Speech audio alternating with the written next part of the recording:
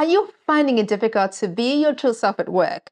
Maybe you feel like you're wearing a mask, putting on the professional version of yourself in meetings while the real you stays hidden. It can be exhausting. And what's worse is that when you can't show up authentically, you don't just lose energy, you also lose trust, connection, and even opportunities. Now, let's be clear. Being authentic doesn't mean oversharing or dumping all your personal drama on your colleagues. Authenticity at work is about being real while still respecting the environment you're in. It's about showing enough of yourself so people know they can trust you and respecting others enough to give them the same space.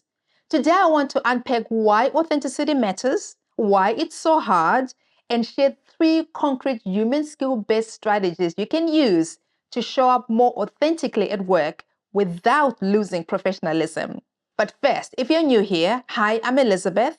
I'm an expert in workplace culture, former United Nations senior advisor, and the author of the book Human Skills: The Power to Connect and Navigate Workplace Differences. On this channel, I help you navigate work and life with more clarity and confidence.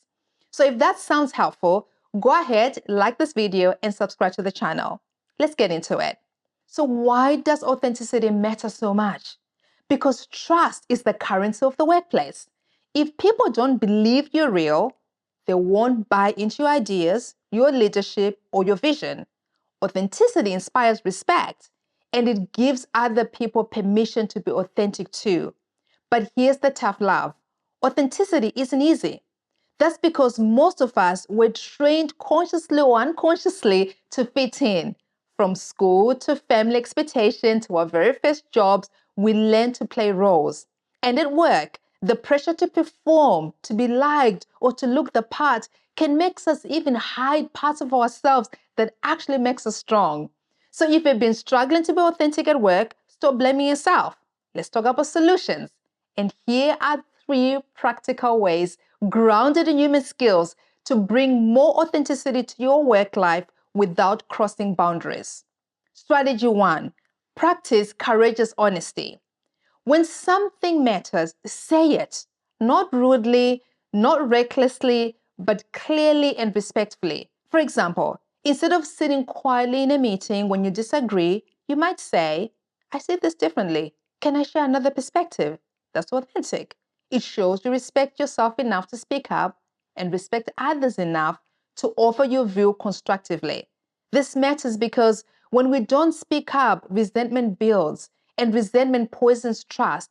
And when we practice courageous honesty, we strengthen relationships and build credibility. So here's your challenge for this week. Identify one meeting or conversation where you normally hold back. Then challenge yourself to contribute one authentic thought, framed respectfully. Strategy 2, align your values with your action. Authenticity starts with knowing what you stand for.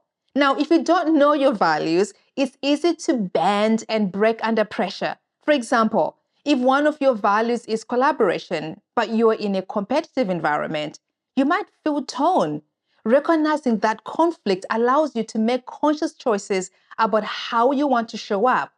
This matters because when our actions contradict our values, we feel fake and others sense it. But when our values and action align, people see us as grounded and trustworthy. So take 10 minutes this week to write down your top 3 values at work. Then ask yourself, where am I leaving this out and where am I compromising? That awareness alone is a game changer. Strategy 3, set boundaries with respect. Here's the tough love. Authenticity doesn't mean telling everything to everyone. It means knowing what to share and what to protect. For example, you can be authentic about feeling overwhelmed by saying, I would love to take this on, but I don't have the capacity right now. Can we reprioritize? That's honest. It's real, but it's also professional. This matters because without boundaries, authenticity spills into oversharing, which can make colleagues feel uncomfortable. But with boundaries, your authenticity builds respect. So this week, practice one boundary setting sentence. Something along the lines of, I can't take this thing on right now, but I can revisit this next week. That's authentic, it's professional, but it's also human. So to recap, authenticity at work is necessary, but it's not effortless. It takes courage to speak honestly, self-awareness to align your values, and emotional intelligence to set respectful boundaries. And here's the beautiful part.